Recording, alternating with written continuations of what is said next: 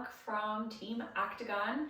Just wanting to come here to introduce myself and give some cardiac tips and thoughts, recommendations, especially as they relate to endurance athletes for the month of February, which is not only Valentine's Day, but also Heart Month, which is something I hold near and dear to my heart as a cardiology PA for the last 17 years.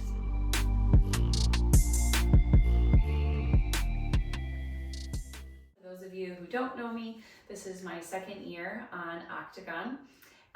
I started getting into triathlon mostly as a cross training for running and dealing with running injuries. I did swim in high school, I ran in high school, and I was also on the Grand Valley rowing team actually in college. And as I started cross training, bike, swim, running, and I thought, well, I'll try a triathlon. And I fell in love with it. So that is not like, I'm sure, not unlike many of your stories. It's easy sport to fall in love with. So here we are.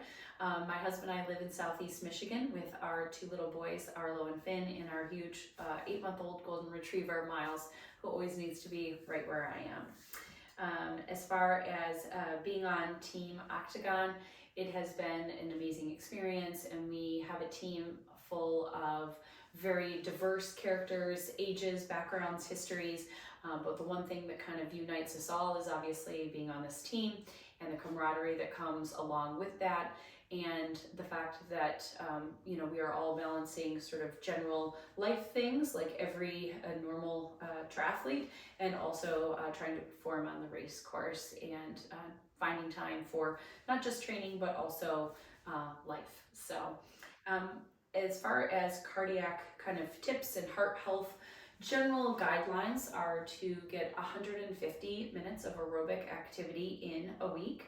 I think most of us are far exceeding that 150 minutes. We probably hit it on our Saturday ride.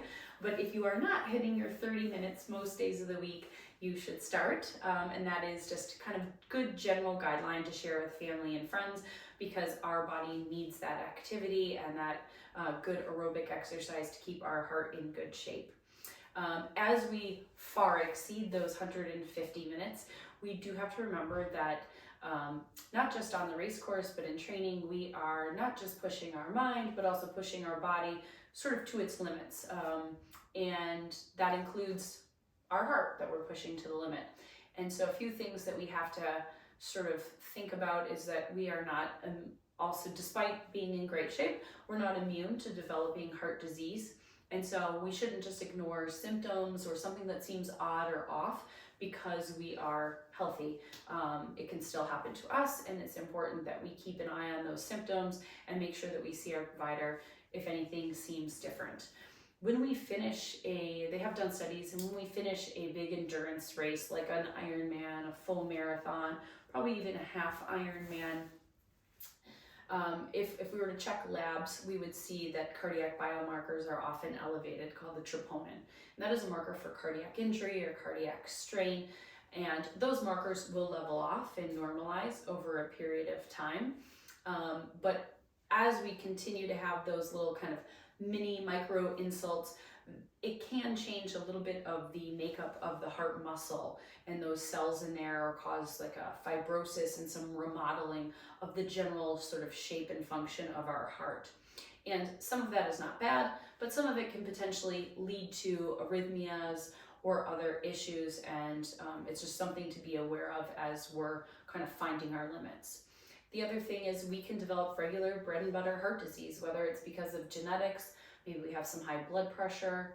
Many of us are type A, sort of high stress individuals, and we do know that those types of people are a little more prone to developing heart disease. So if you're having chest pains, pressure, pain going in the arm, jaw, something that just seems unusual, or a change in your ability to tolerate certain levels of exercise, it is definitely worth seeing somebody to get that checked out. Basic cardiac testing, the most basic thing is to do an EKG. An EKG is really just a snapshot in time of the current electrical wiring of the heart. Are we in normal rhythm? And sometimes we can see some baseline abnormalities on that, but it really is just a snapshot.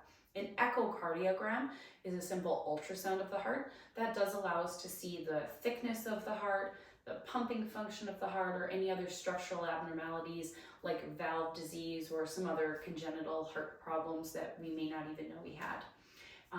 Further testing to work up for heart disease includes things like cardiac stress testing or even coronary CT scans, which is a CAT scan with dye. We can actually see the arteries that surround and feed our heart pretty clearly to see if we have any mild, moderate, or even severe blockage that might need to be worked on, in which case a heart catheterization is the way we can go in and open up blockage with a balloon or a stent. So these are things that we can all be evaluated for pretty standardly through a cardiology office. Even our primary care doctor can get some of these things started for us. As far as arrhythmias go, which is an arrhythmia is an irregular heart rhythm, we do all occasionally get an extra beat from the bottom chamber or an early beat. That is not necessarily uncommon, especially with higher levels of caffeine intake. Those things can be a little bit more prominent or accelerated. So it's just something to keep our minds on. Obviously making sure that we're hydrating properly, keeping electrolytes in check. That is really important for the electrical system of our heart and to help maintain a normal, healthy rhythm. There are some studies that suggest, especially in we'll call it mature athletes over 35, and I am in that category, and particularly males in that category for some reason may be a little more prone to specific types of heart rhythms such as atrial fibrillation, and those are things you definitely have to see a cardiologist for and be managed a little bit differently. And so if you're noticing certainly any symptoms of palpitations, if you're noticing big fluctuations in your heart rate while you're working out, I think we all have a pretty good understanding of how our heart rate goes up during intervals and then improves, goes down during recovery. If you're noticing big shifts in that, where it's spiking early or it's spiking during recovery, or certainly if it's spiking during the day while you're at rest with associated symptoms, those are pretty good warning signs that you might want to get checked out. We have very easy heart monitors nowadays, and even sometimes our Apple Watches or Garmin watches might be able to help us kind of pick up on some of those abnormalities. But all these things can be evaluated pretty basically and managed so that we continue to be healthy, continue to be able to do triathlon and exercise and enjoy ourselves. And obviously it is important that we stay active, but it is good to keep in mind some of these little caveats, and that we're not, despite being healthy, we're not totally immune to heart disease or different cardiac issues. So that is really all I have for you. And I hope that that was a little bit helpful, or at least some good reminders of things to look out for and when we should be evaluated.